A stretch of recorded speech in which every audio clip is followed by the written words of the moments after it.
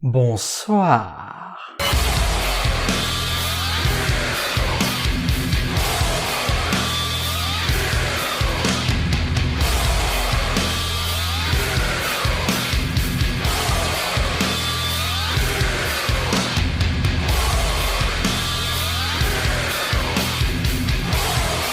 Alors comme ça, on se prépare pour Halloween.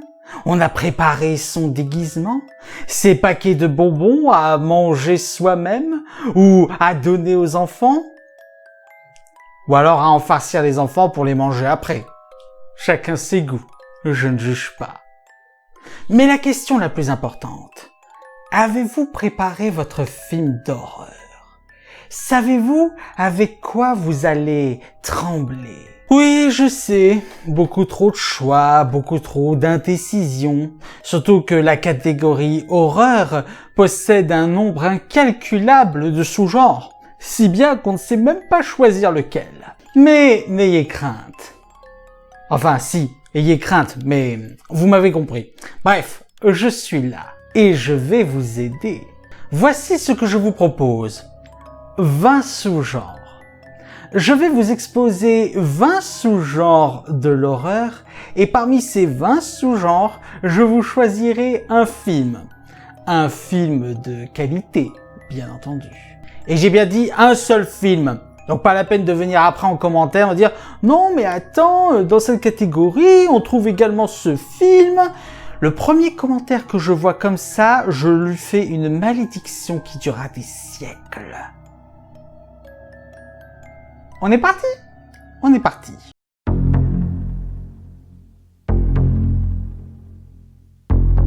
Les films d'horreur avec les animaux. Je dois vraiment vous expliquer le concept. En gros, ce sont les petites bébêtes qui nous font la fête. Et quoi de mieux à vous proposer que les Dents de la Mer?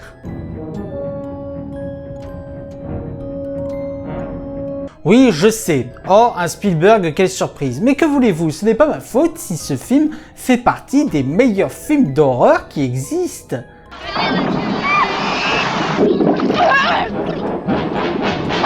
Avec sa tension permanente, avec ce requin qu'on ne voit quasiment qu'en deuxième partie de film.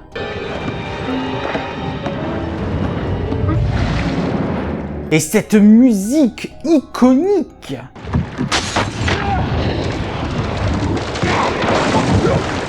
Et même les scènes sans le requin peuvent imposer une ambiance vraiment morne.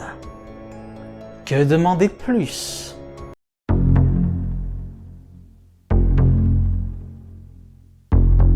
Le body horror, voilà déjà un sous-genre de l'horreur moins connu. En clair, il s'agit d'exploiter le côté horrifique, le côté dérangeant des déformations humaines. Et pour cela, il faut citer absolument le maître en la matière, à savoir David Cronenberg et un de ses plus grands chefs-d'œuvre, La Mouche.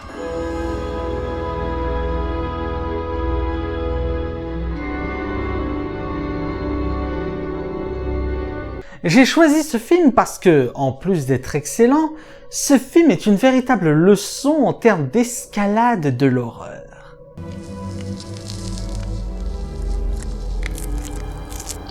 En effet, au départ, les transformations ne sont que mineures chez notre héros.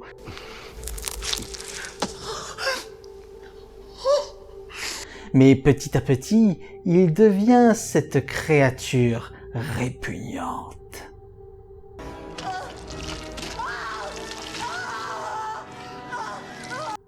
Pour les estomacs les plus accrochés.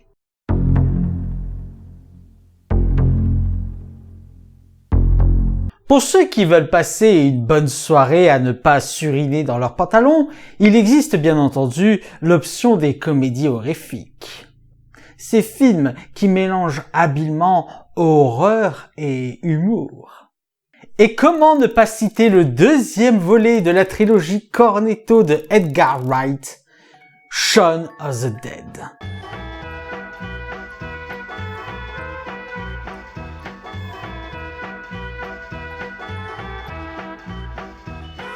L'humour de ce film est juste excellent. C'est de l'humour à l'anglais. C'est un peu proche de ce que nous proposaient les Monty Python. Shadé, c'est Alice. Oui, mais je t'ai acheté, mon vieux. Non! Avec de l'absurde, du cartoonesque.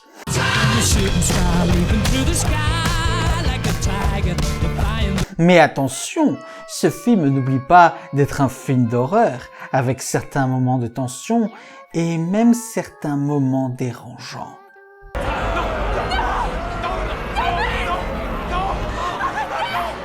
Mais alors, quand les deux se mélangent, mouah.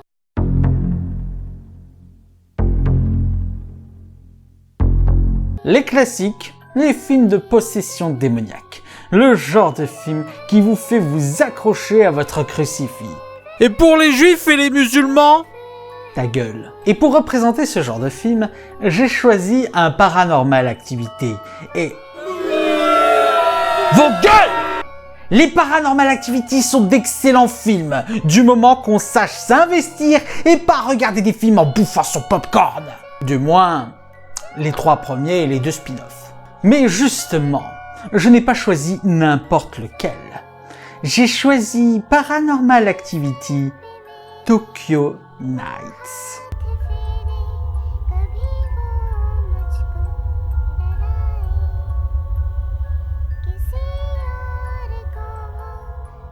Pour moi, Tokyo Nights, c'est comme le 1, mais en corrigeant les défauts. Mauvais esprit disparaissez. Je vous ordonne de quitter ces lieux, séance tenante. Déjà, le héros n'est pas un petit con et tente vraiment d'aider sa sœur.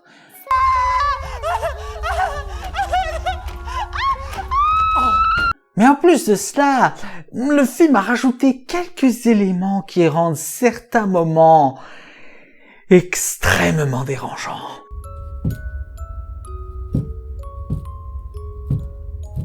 Typiquement de l'horreur à la japonaise.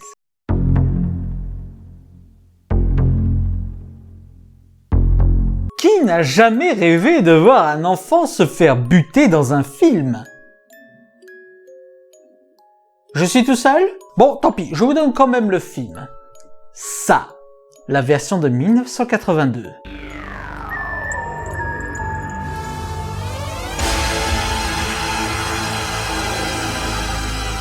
Et oui, pas la version de 2017. Même s'il faut le reconnaître, les enfants de la version de 2017 sont bien meilleurs que celle des années 80. Choisis ta tombe. Malgré tout, j'ai toujours préféré cette version. Déjà parce que Tim Curry est génial dans ce rôle. Tes associés t'attendent avant que la nuit ne soit tombée. Mais en plus de cela, le clown ressemble vraiment à un clown, ce qui pour moi le rend plus dangereux et plus dérangeant.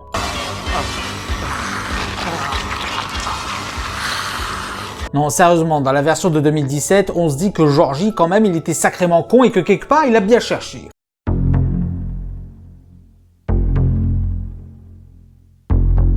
Pas la peine de mettre vos masques ou de vous faire vacciner. Dans les films d'horreur traitant d'épidémie, vous n'échapperez à rien. Et pour cette sélection, j'ai envie de vous parler d'un coup de cœur personnel. The Bay. Ce que j'adore dans The Bay, c'est comment il travaille à rendre les choses réalistes.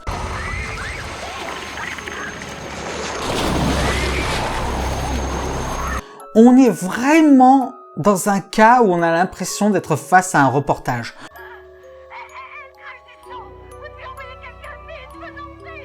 En assemblant les événements pour qu'on en fasse un petit puzzle, en traitant chaque manière qu'on aurait de récupérer un média perdu dans une catastrophe. On monte une cellule de crise et que la nouvelle se répand.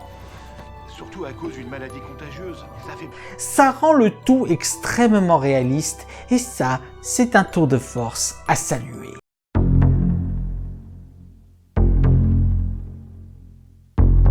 Alors pour celui-là, c'est un peu particulier parce que le fantastique n'est pas spécifique au genre horrifique. En d'autres termes, le fantastique c'est l'irruption de l'irréel dans le réel et ça peut ne pas aboutir à de l'horreur. Mais bon, dans notre cas, nous allons aller dans l'horreur. Et plus particulièrement, dans l'antre de la folie.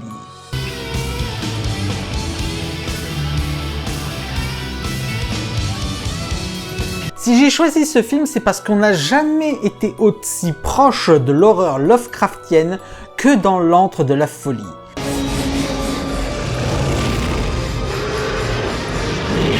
Et en plus de cela, le fantastique est tellement poussé que ce n'est pas uniquement dans le réel du film que l'irréel s'installe.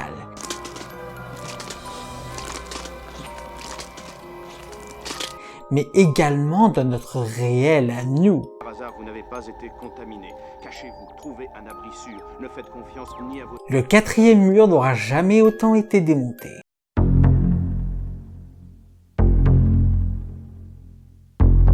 Ah, le folk horror, un nom que vous n'avez pas dû entendre souvent. Pour faire simple, dans le folk horror, nous prenons des événements, des traditions folkloriques réelles, d'où le nom, et on en fait quelque chose d'horrifique. Et ici, je vais vous parler d'un film qui m'a extrêmement marqué. Midsommar.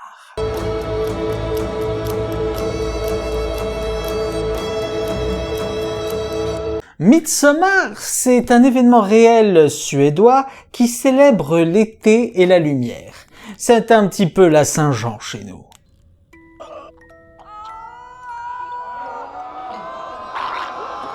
Et ce qui est génial dans ce film, c'est que l'on respecte le principe de cette tradition. On baigne dans une lumière et une chaleur tout le long, donnant une ambiance qui serait à contre-courant de n'importe quelle autre tension horrifique. Et pourtant, ça marche. Le film te fait baigner dans de la tension, dans une pression et te maintient tout le long du film qui fait que tu n'en ressors vraiment pas bien.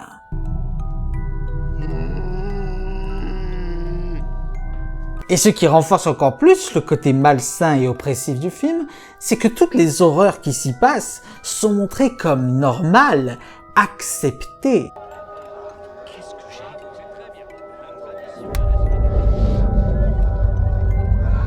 Vous ne verrez plus jamais la Suède comme avant.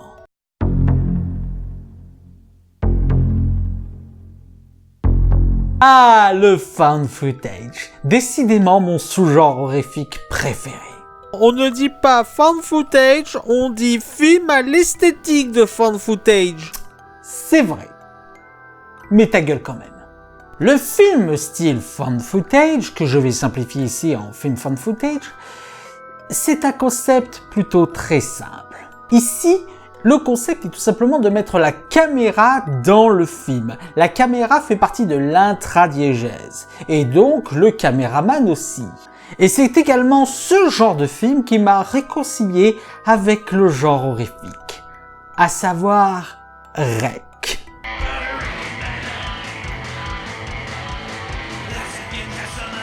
J'adore tout simplement l'efficacité du film. Déjà, le cadre est assez réaliste et le comportement des personnages est très proche au comportement que l'on pourrait avoir dans leur situation. Peut-être dans la salive. Et si Mais en plus, la tension s'est montée progressivement palier par palier, enchaînant intelligemment les moments de calme et les moments de tension.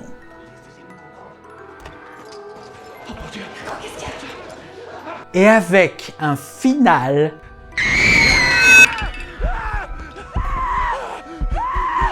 à couper le souffle.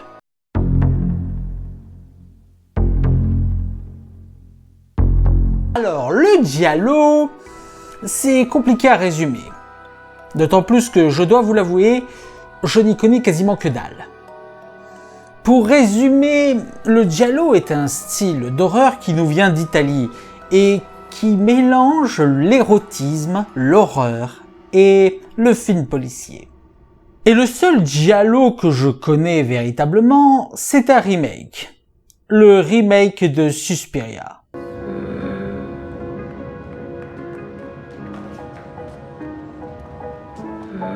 Je ne sais pas s'il compte vraiment comme un giallo, mais ce que je peux vous dire, c'est qu'en termes de crispation et en termes de tension, le film s'impose.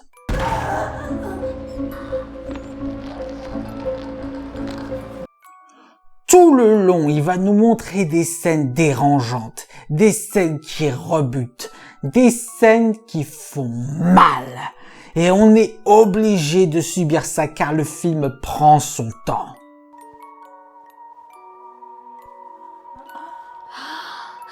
Avec également une certaine tension entre Dakota Johnson et Tilda Swinton. Je veux être les mains de cette compagnie. Bien meilleur que dans 50 nuances de Grey.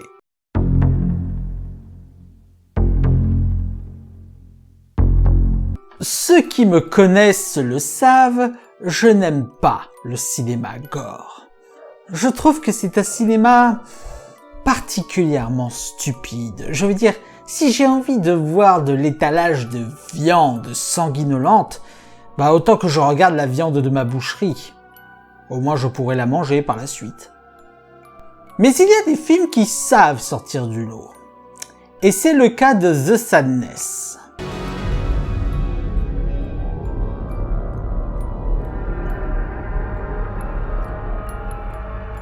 Soyons honnêtes, je n'ai pas aimé le film. Mais je sais reconnaître qu'il a une très bonne mise en scène.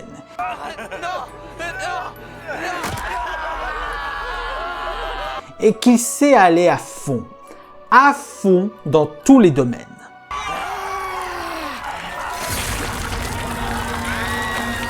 Et même si le film recèle de moments de messages extrêmement bourrins, il faut le dire, il y a de la recherche, ne serait-ce que pour les moments gore. Conseil du jour, ne mangez pas avant de voir ce film.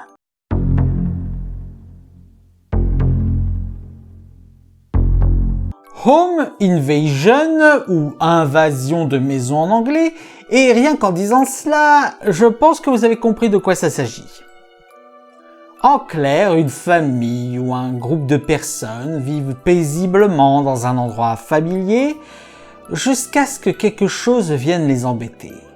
Avant de faire cette vidéo, je me suis rendu compte que je ne connaissais pas tant de films Home Invasion que ça.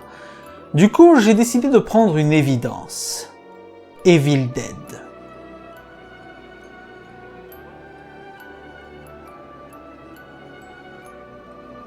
Oui, Evil Dead, mon traumatisme.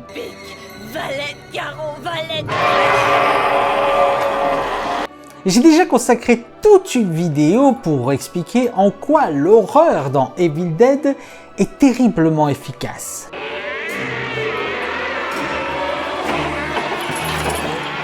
Avec ses sons qui ne se taisent jamais, qui donnent l'impression au film d'être possédé, avec ses maquillages qui, plus ils vieillissent, plus ils ont un côté malsain.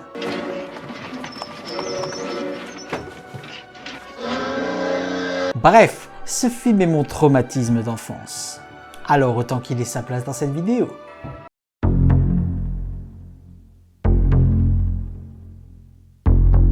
À ne pas confondre avec le Home Invasion.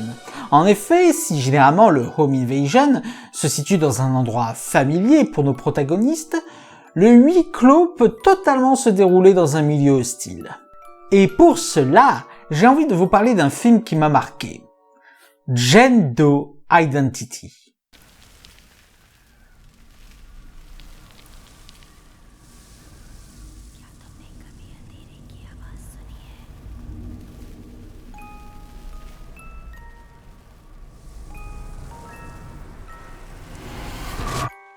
Outre l'ambiance de la morgue, qui n'est pas tellement l'ambiance champomy, j'ai beaucoup aimé l'attention permanente qu'offre Jane Doe Identity.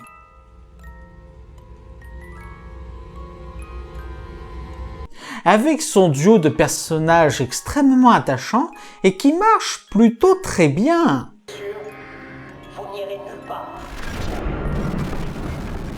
Avec également beaucoup de setup payoff très efficaces. Et quand on a la révélation finale, on ne peut s'empêcher d'avoir ce petit frisson qui nous fait revoir tout le film derrière.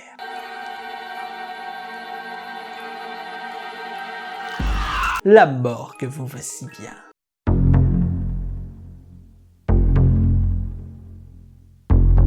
Les films de monstres. Tellement galvaudés. Je veux dire, même certaines légendes ne font plus peur. Je veux dire, depuis quand un film de loup-garou, de vampire ou même de zombies vous a fait véritablement peur?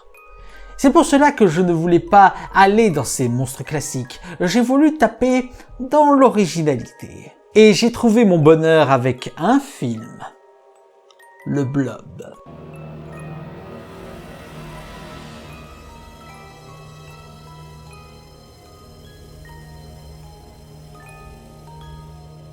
Il faut se rendre compte de la prouesse technique que nous offre le Blob.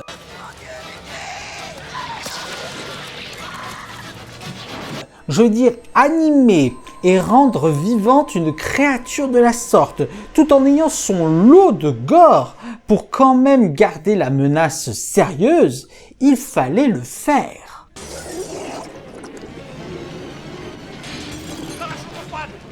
Et le Blob relève parfaitement le défi, tout en jouant avec les codes classiques de ce genre de film.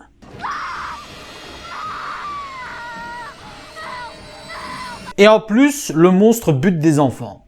Rien que pour ça, respect.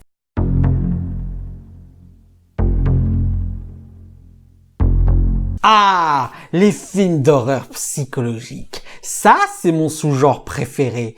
Avec ces films qui se basent uniquement sur l'ambiance et où on sait que la menace est quelque part, mais dont on ne sait pas d'où elle va provenir, nous rendant extrêmement paranoïaques. Et pour moi, il y a un film qui représente extrêmement bien ce concept. It Follows.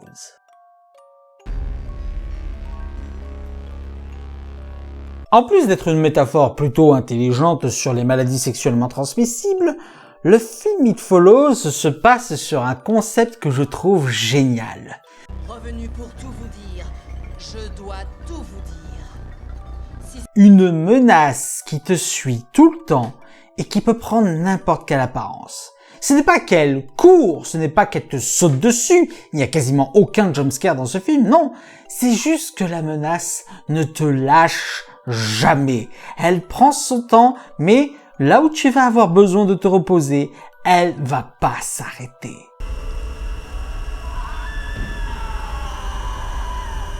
Et quand un film arrive à te faire douter du pauvre petit figurant qui se contentait de marcher dans la rue, peut-être tout à l'heure. S'il te plaît.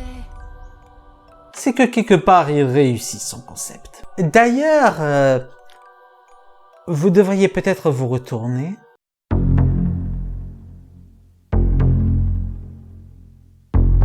Rape and Revenge, ou en anglais, viol et vengeance. Et rien qu'en disant ça, je pense que vous avez compris le concept de ce genre de film. En clair, une personne ou un groupe de personnes fait zoom zoom zoom avec quelqu'un qui n'était pas d'accord, et ce quelqu'un va se venger. Sauf que là, j'ai envie de vous présenter un film qui techniquement a les codes du Rape and Revenge, mais qui les exploite d'une manière totalement intelligente pour nous offrir une autre genre d'expérience. Irréversible.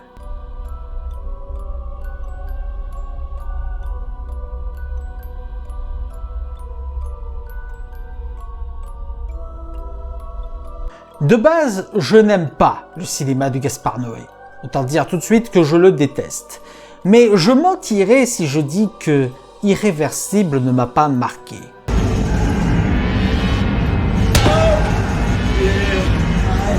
Je veux dire, le concept de Irréversible paraît tellement simple, mais offre tellement une toute nouvelle expérience par la manière dont c'est fait, qu'effectivement, on ne peut pas s'empêcher de se dire qu'on n'a pas ressenti ce qu'on aurait dû ressentir dans un Rape and Revenge.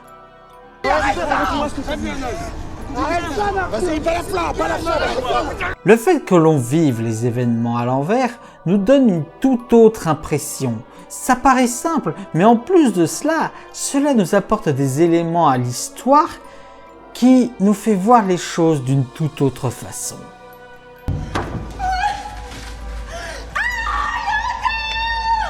Par contre, âme sensible s'abstenir. La scène de viol dure 8 minutes en plan séquence.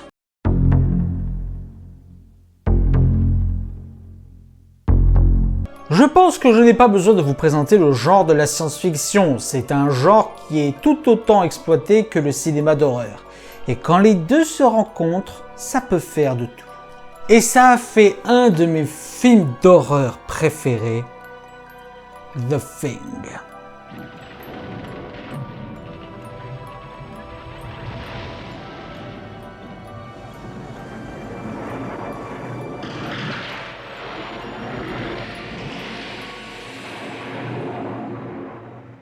Il y a tellement d'endroits où j'aurais pu caser The Thing. Gore, huis clos, psychologique. Mais comme il y a un extraterrestre, j'ai choisi la science-fiction.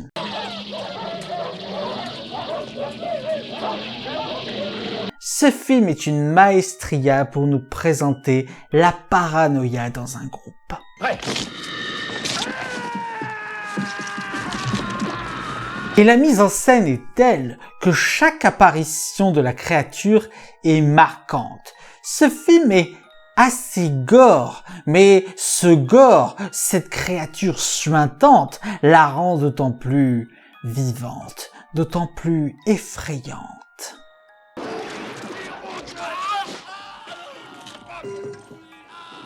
Je pense même que The Thing est mon Carpenter préféré.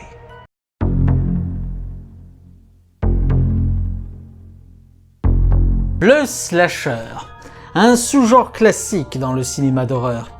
Pas de créatures surnaturelles, pas d'animal, pas de choses fantastiques. Du moins la plupart du temps. Non, le tueur ici est humain. Il est comme nous. Et vous vous en doutez, un slasher durant la période d'Halloween. Surtout qu'en ce moment, il y a une trilogie qui va bientôt se conclure sur lui. Comment ne pas parler de Halloween ?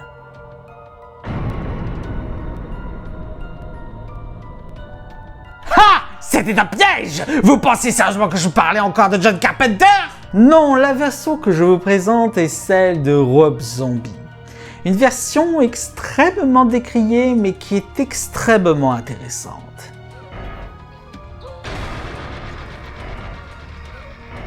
Rob Zombie, dans ses films, a toujours pris le parti du tueur. Si bien que lorsqu'il s'attaque à faire un remake de Halloween, il donne une histoire à Michael Myers, un passé, et ça rend le personnage beaucoup plus consistant.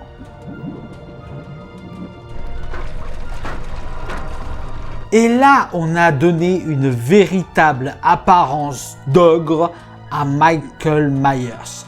Je veux dire, Michael Myers est puissant, il est sauvage, il est vraiment sans pitié. Il est même bien plus dangereux que dans la version de John Carpenter.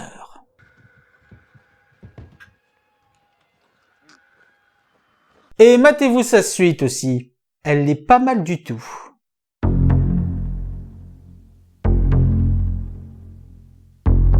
Quand le genre horrifique rencontre le genre policier, cela nous donne le thriller. Le genre de film où on doit suivre les gendarmes, attraper le meurtrier. Et pour le coup, je ne peux vous conseiller meilleur thriller que Seven.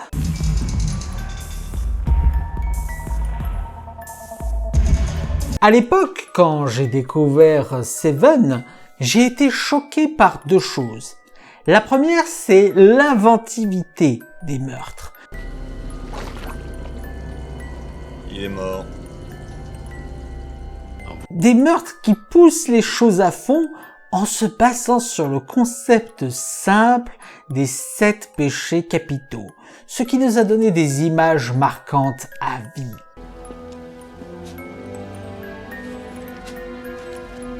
La deuxième chose, c'est qu'il s'est ancré dans une ambiance tellement sombre que même la fin du film, que je ne vous révélerai pas, nous donne un profond sentiment d'amertume. Vous avez trouvé quelque chose? Priez pour votre âme, pauvre pécheur.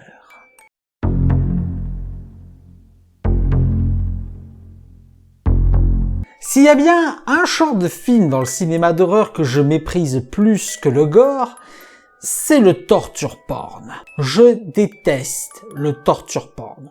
Surtout que la plupart des films de torture porn veulent nous conforter dans notre plaisir à regarder des gens se faire torturer. Dans la plupart des torture porn, les victimes sont des petits cons, des personnages qui ne sont pas attachants et où c'est fait exprès que l'on prenne du plaisir à les voir se faire torturer. Je trouve ça beaucoup trop facile et beaucoup trop consensuel.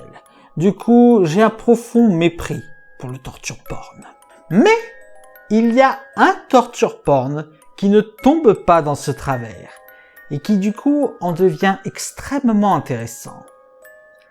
Funny Games US.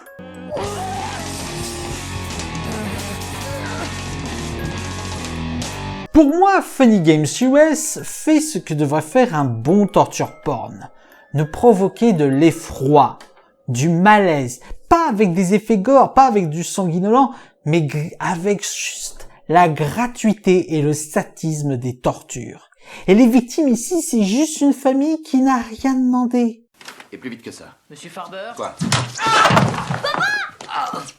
Une famille torturée et impuissante face à un duo de sadiques qui n'hésite pas à nous prendre à partie, qui n'hésite pas à casser le 4e mur afin de nous enfoncer encore plus dans notre impuissance de voir des gens se faire torturer. Qu'est-ce que vous en dites? Vous croyez qu'ils ont une chance? Vous êtes de leur côté, non? Et le film prend son temps. Il prend son temps dans un contexte où on a envie que d'une seule chose, c'est que ça s'arrête.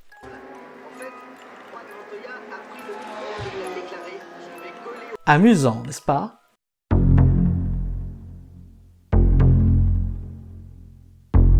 Eh bien, mesdames et messieurs, j'espère que cette sélection de 20 films vous aidera à passer un excellent Halloween. Mais surtout, n'oubliez pas, vous aimez regarder des films avec des monstres fictifs, mais verrez-vous le véritable monstre?